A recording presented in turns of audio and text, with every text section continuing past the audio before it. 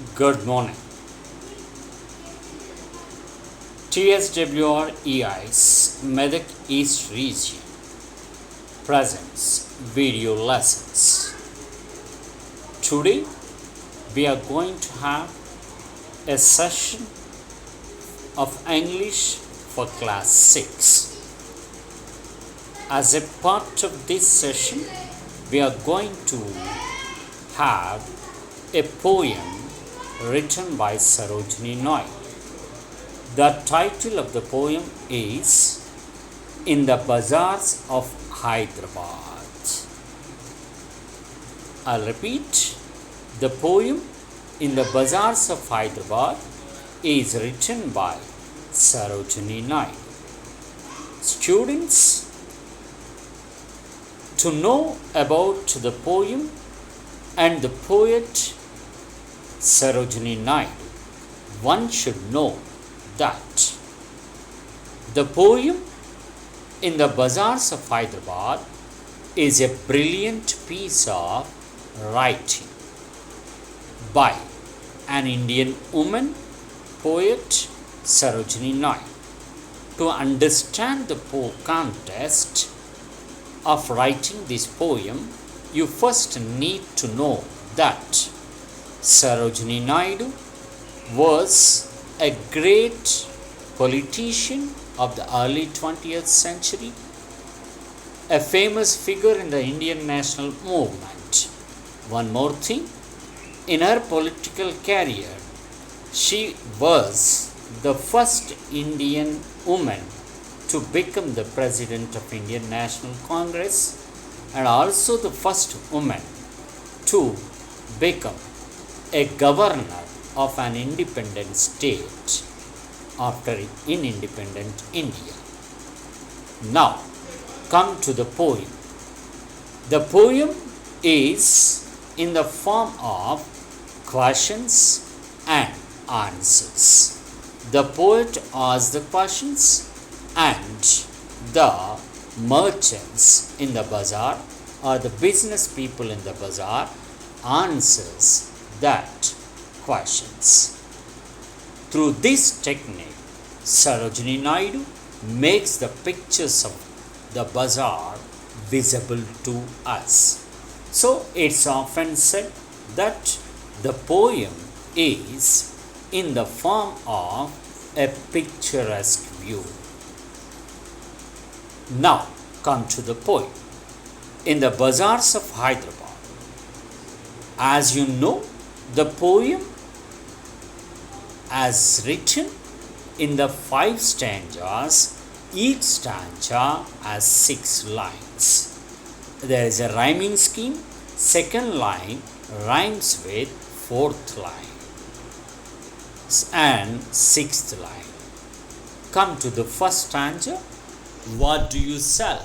Oh, merchants, richly your wares are displayed, turbans of crimson and silver, tunics of purple brocade, mirrors of the panels of amber, daggers with handles of jade. So in the first stanza, she is speaking to the business people who have displayed everything in front of their shops. To their hangings, there are turbans, red in color, white in color. And there are also tunics with a purple brocade, which are mainly used by the sophisticated people of the society. And even they are selling mirrors which have a frame with a lot of good panels of amber. Even they are selling swords, daggers, big knives. To the handles of the daggers, there are beautiful jades, a costly stone. Now, switch on to the second stanza. What do you weigh? Oh, a vendors, saffron and lentil and rice. What do you grind? Oh, a maidens, sandalwood, henna and spice.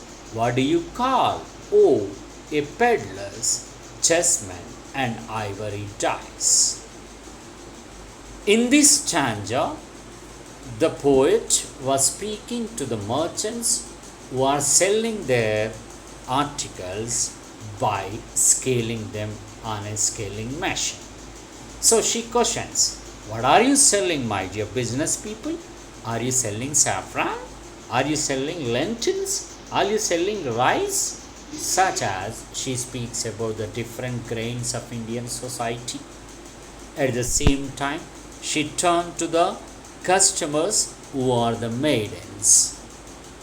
The woman asked them, are you going to grind these groceries to make the sandalwood, to make henna, to make spices you needed to cook? What do you call? Oh, a peddler's chessmen and ivory dice.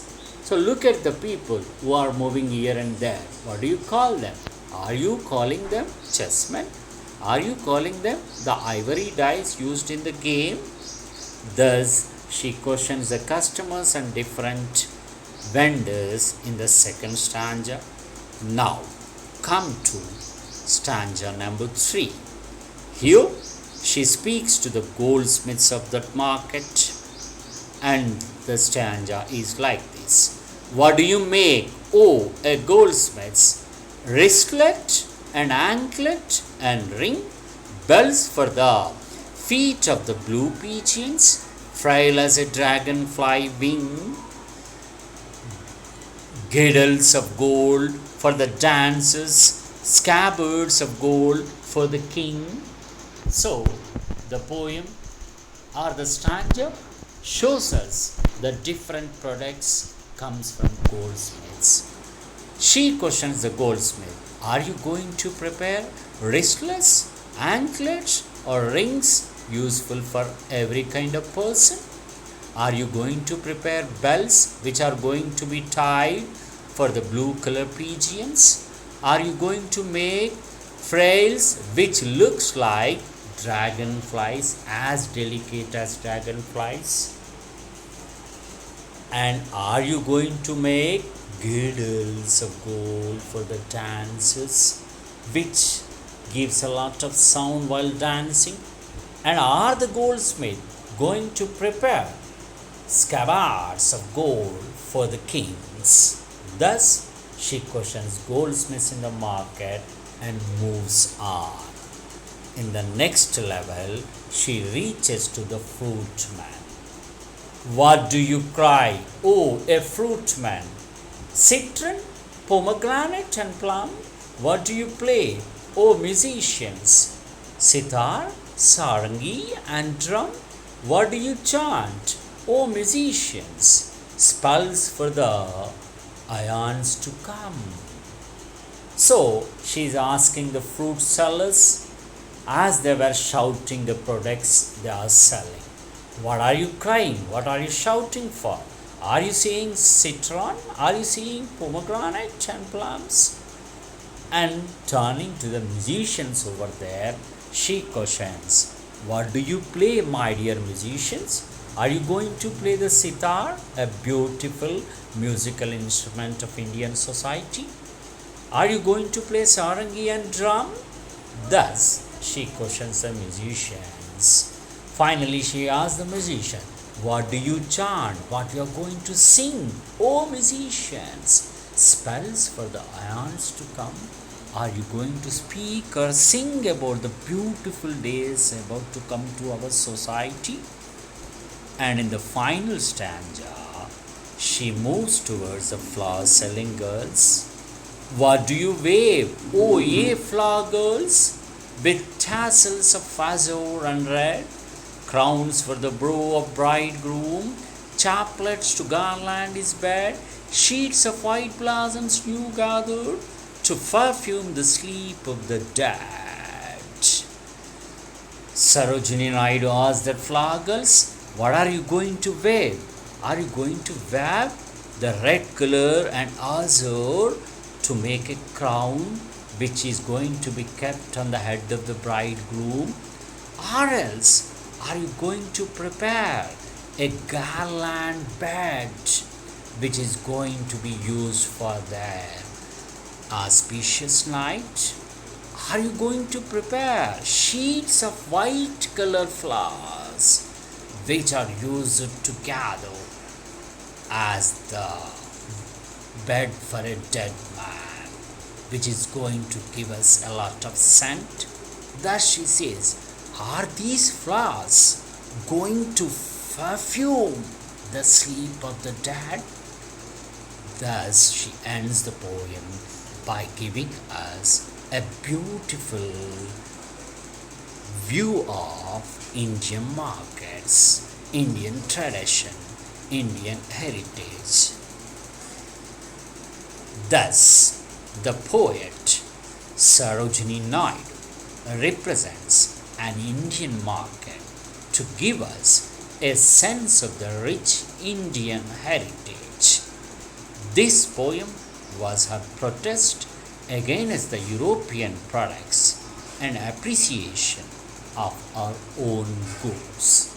So, as I already explained, Sarojini Naidu in this poem represents the Indian market, give us a clear picture of the rich Indian heritage.